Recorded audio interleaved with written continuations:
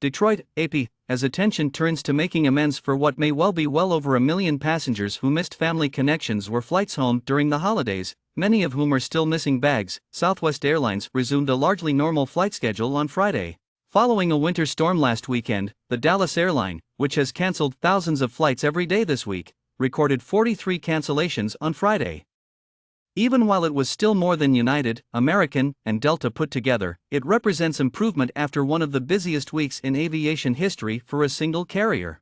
However, on Friday, travelers on Southwest reported relatively empty flights, some with just one person in a row, after the airline rearranged schedules and dispatched aircraft and employees to the appropriate locations. This week, while Southwest struggled and their hometown of Buffalo, New York, prepared for a devastating blizzard, John and Rosaria Monti had been anxiously monitoring their Southwest flights. They had no trouble traveling on Friday from Buffalo to Dallas through Chicago to visit their daughter and take advantage of the nicer weather for New Year's. Rosaria stated, "Everything went as planned. My husband kept checking it, the flight schedule, throughout the night and early this morning. They were trouble-free and incredibly friendly everywhere." Teresa Krause, who spent 4 days delayed in Washington, D.C., arrived home Friday to Dallas and admitted, "I'm still reeling from the experience." Krause was scheduled to return on Tuesday but left late last week, just before the storm, to spend Christmas with her children.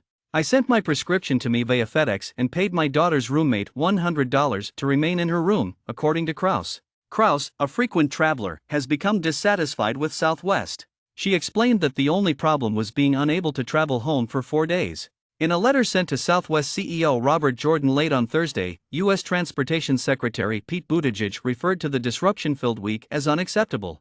Passengers had what may be characterized as a typical holiday travel week at airports around the nation.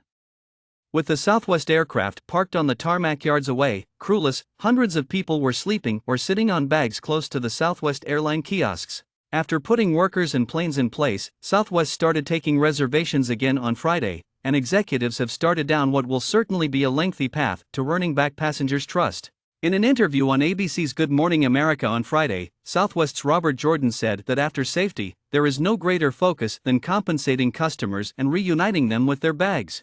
This week, airline executives warned that it might take up to a week to get all Southwest travelers to their final destinations. The pandemic decreased activity to levels not seen since the start of the jet age, and the aviation industry is just now beginning to recover.